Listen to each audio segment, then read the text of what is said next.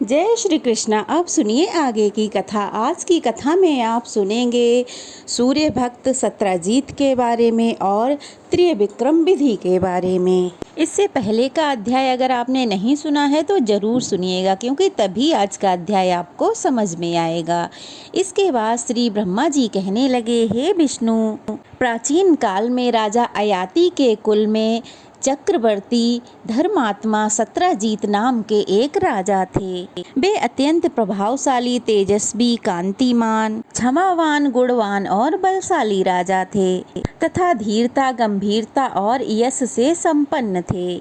उनके विषय में पुराण गाता लोग एक गाथा गाते हैं कि महाबाहु सत्रजीत के पृथ्वी पर राज करते हुए जहाँ से सूर्य उदित होते हैं और जहाँ अस्त होते हैं तथा जितने में भ्रमण करते हैं वह संपूर्ण क्षेत्र सत्रजीत क्षेत्र कहलाता है। राजा सत्रजीत संपूर्ण रत्नों से परिपूर्ण सप्तद्वीप इस पृथ्वी पर धर्म पूर्वक राज्य करते थे। वे सूर्य भक्त थे। उनके ऐश्वर्य को देखकर सभी लोगों को बड़ा आश्चर्य होता था। उनके राज्य में सभी व्यक्ति अपने अपने धर्म का पालन करते थे। राजा सत्रजीत के 4 मंत्री थे। वे सभी अप्रीतिहत सामर्थ्य वाले और राजा सत्रजीत के स्वाभाविक भक्त भी थे। भगवान सूर्य के प्रति उनकी अत्यधिक श्रद्धा थी और उनके सामर्थ्य को देखकर प्रजा को न केवल आश्चर्य होता था बल्कि स्वयं राजा भी अपने ऐश्वर्य पर आश्चर्यचकित थे। एक बार उनके मन में आया कि अगले जन्मों में भी मेरा ऐसा ही ऐश्वर्य कैसे बना रहे। यह सोचकर उन्होंने शास्त्र और धर्म के तत्व को जानने वाले ब्राह्मणों को बुलाकर उनकी यथोचित भक्ति पूर्वक पूजा कर उन्हें आसन पर बैठाया और कहने लगे, हे भगवान, यदि आप लोगों की मुझ पर कृपा है तो आप मेरी जिज्ञासा को शांत कीजिए। ब्राह्मण कहने लगे, महाराज, आप अपना संदेह हमारे सामने प्रस्तुत कीजिए। आपने हमारा पालन पोषण किया है और सभी प्रकार से भोजन आदि द्वारा हमें संतुष्ट रखा है। विद्वान ब्राह्मण का तो कर्तव्य ही है कि वह धर्म के संदेह को दूर करे, अधर्म से निवृत्त करे और कल्याणकारी उपदेश को भली भांति समझाए। आप अपनी इच्छा के अनुसार जो कुछ भी पूछना चाहें पूछ सकते हैं। तभी उनकी महारानी बिमलवती ने भी महाराज से निवेदन किया कि मेरा भी एक संदेह है, आप महात्माओं से पूछकर निवृत्त करा लीजिए।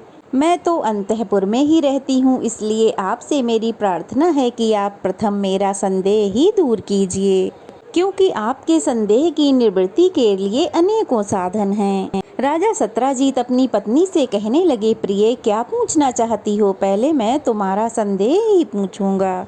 तब उनकी रानी कहने लगी, महाराज, मैंने अनेक राजाओं की चरित्र और ऐश्वर्य को सुना है, किंतु आपके समान ऐश्वर्य अन्य लोगों को सुलभ नहीं। यह किस कर्म का फल है? मैंने कौन सा उत्तम कर्म किया था, हे महाराज, जिसके कारण मुझे आपकी रानी होने का सौभाग्य प्राप्त हुआ है? पूर्व जन्म में हम दोनों ने कौन सा पुण्य कर्म किया है, इस विषय में आप मुनियों से अवश्य ही पूछिएगा। तब सत्रजीत कहने लगे, देवी, तुमने तो मेरे मन की बात जान ली है। मुनियों की बातें सत्य हैं। पत्नी पुरुष की अर्धांगिनी होती है और ऐसी कोई बात नहीं जो इन मुनियों से छुपी हो, और ऐसी कोई भी बात नहीं है जो इन महात्माओं से छुपी हो।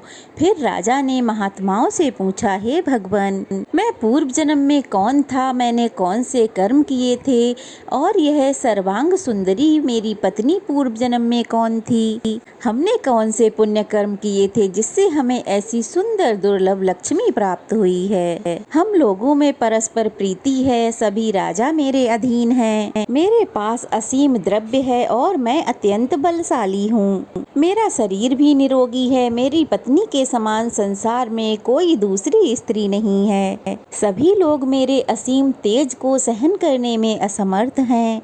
हे महामुने, आप लोग त्रिकालज्ञ हैं, कृपया आप मेरी जिज्ञासा को शांत कीजिए। राजा के इस प्रकार पूछने पर उन महात्माओं ने सूर्यदेव के परम भक्त पराबसु से प्रार्थना की कि आप ही इनके संदेह को निवृत्त कीजिए। तब धर्मज्ञ ब्राह्मणों की सम्मति से महामती परावसु ने योग समाधि से राजा और रानी के पूर्व जन्म के सभी कर्मों की जानकारी प्राप्त कर राजा से इस प्रकार कहना प्रारंभ किया।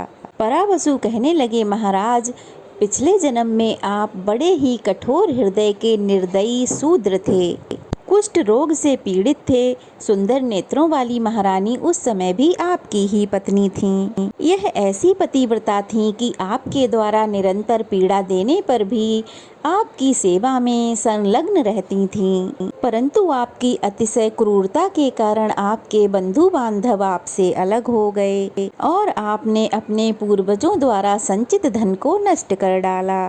फिर आपने कृषि कार्य प्रारंभ किया, परंतु दैव इच्छा से वह भी नष्ट हो गया। आप अत्यंत दीनहीन होकर दूसरों की सेवा द्वारा अपना जीवन बिताने लगे। आपने अपनी पत्नी को छोड़ने का बहुत प्रयास किया, किंतु उसने आपका साथ कभी नहीं छोड़ा। इसके बाद आप दोनों कान्यकुब्ज देश में चले गए और भगवान सूर्य के मंदिर में सेवा करने लग गए। सेवा करते करते आप प्रतिदिन मंदिर का मार्जन, लेपन, जल छिड़कने का कार्य बड़े भक्ति भाव से करते रहे। मंदिर में पुराणों की कथा होती थी, आप दोनों ने भक्ति पूर्वक उसका श्रवण किया। कथा सुनते समाप्त होते आपकी पत्नी ने पिता से प्राप्त अंगूठी को कथा में चढ़ा दिया। आपके मन में सदैव यही चिंता रहती थी कि यह मंदिर कैसे स्वच्छ बना रहे। आप दोनों बहुत दिनों तक वहाँ रहे। भगवान के सेवा रूपी योग कर्म में आपका मन सदैव लगा रहता था। इस प्रकार निष्काम भाव से आप दोनों भगवान सूर्य की सेवा करते और जो कुछ भी मिलता उसी से अपना जीवन यापन करते। गौपदी भगवान सूर्य का आप नित्य चिंतन करते थे, अतः आपके सभी पाप इस सेवा से समाप्त हो गए। फिर एक समय अपनी विशाल सेना के साथ कुबलाक्ष नाम का एक राजा वहां आया। उसकी अपार संपत्ति, श्रेष्ठ सैनिक और उसकी हजारों रानियों को देखकर आप दोनों की भी राजा रानी बनने की इच्छा हुई। कुछ ही समय में आपका तो देहांत हो गया और सूर्य देव की श्रद्धा भक्ति से की गई सेवा और पुराण कथा श्रवण करने से आप राजा हुए और आपकी पत्नी रानी हो गई तथा आप दोनों को जो असीम तेज प्राप्त हुआ है, अब उसकी भी कथा सुनिए। जब मंदिर में दीपक तेल तथा बत्ती के अभाव में बुझने लगता था, तब आप अपने भोजन के लिए रखे हुए तेल से उसे पूरित करते थे और आपकी रानी अपनी साड़ी फाड़कर उसे बत्ती बनाकर जलाती थीं। हे राजन, अगर अगले जन्म में भी आपको ऐश्वर्य की इच्छा है तो भगवान सूर्य की पूजा करें। गंध, पुष्प, धूप, दीप, नैवेद्य आदि जो कुछ भी आपको प्रिय हो भगवान सूर्य के मंदिर में अर्पित करें। मार्जन, उपलेपन आदि कार्य करें जिससे मंदिर स्वच्छ और निर्मल रहे। उत्तम दिनों में उपवास कर, रात्रि जागरण कर, नृत्य, गीत, वाद्य द्वारा उत्सव करवाएं। पुराण, इतिहास, वेद की कथा श्रद्धा पूर्वक सुने। भगवान सूर्य की प्रसन्नता के लिए वेद पाठ करवाएं। सदा निष्काम भाव से तन्मय होकर उनकी सेवा में लगे रहें। भगवान सूर्य संतुष्ट होकर फल अवश्य ही देते हैं। वे पुष्प, रत्न आदि चीजों से उतना संतुष्ट नहीं होते जितना वे भक्ति भाव से ही प्रसन्न हो जाते हैं। यदि भक्ति भाव से सूर्य देव की आराधना और विविध उपचारों से पूजन करेंगे तो इंद्र से भी अधिक वैभव की प्राप्ति आपको हो जाएगी। राजा सत्रजीत कहने लगे, भगवान, इंद्रत्व की प्राप्ति या अमरत्व की प्राप्ति से जो आनंद होता है वही आनंद आज आपकी इस वाणी को सुनकर मुझे प्राप्त हुआ। अज्ञान रूपी अंधकार के लिए आपकी यह वाणी दीपक के समान है। संपत्ति के विनाश की संभावना से हम बहुत व्याकुल थे। आपने संपत्ति प्राप्ति के लिए मूल तत्व का आज उपदेश दिया है। इससे आज यह तो सिद्ध हो गया कि यह सारी संपत्ति मुझे पूर्व जन्म के शुभ कर्मों से प्राप्त हुई है। भक्तिमान दरिद्र भी भगवान सूर्य को प्रसन्न कर सकता है, किंतु एक धनवान भक्तिहीन होकर उनका आशीर्वाद कभी प्राप्त नहीं कर सकता।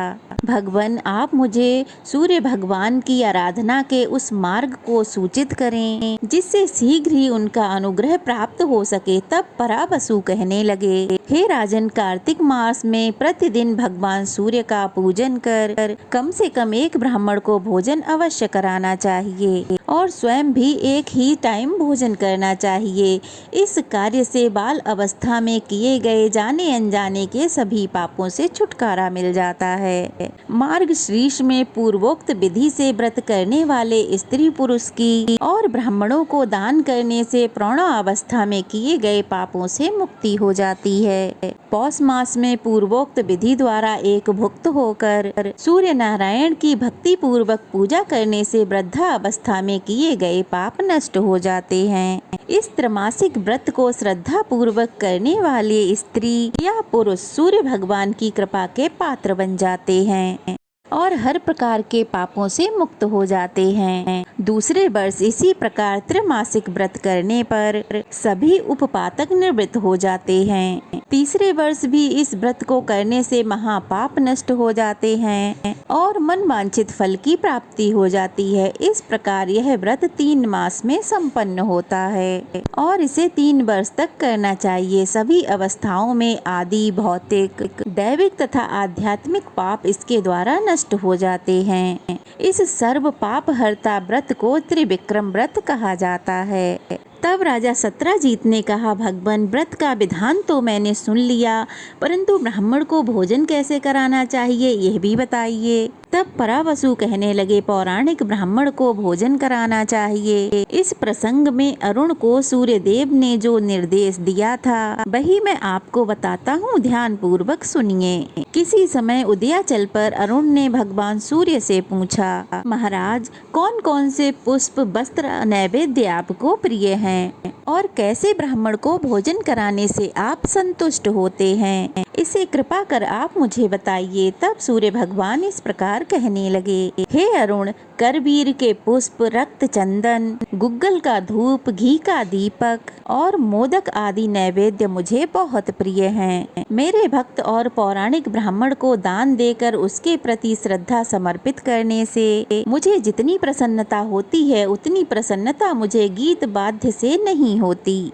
मैं पुराण आदि के वाचन और श्रवण से अत्यंत प्रसन्न होता हूँ। इतिहास पुराण के वाचक तथा मेरी पूजा करने वाले भोजक मुझे अत्यंत प्रिय हैं। इसीलिए पौराणिक का भोजन करके इतिहास आदि को सुनना चाहिए।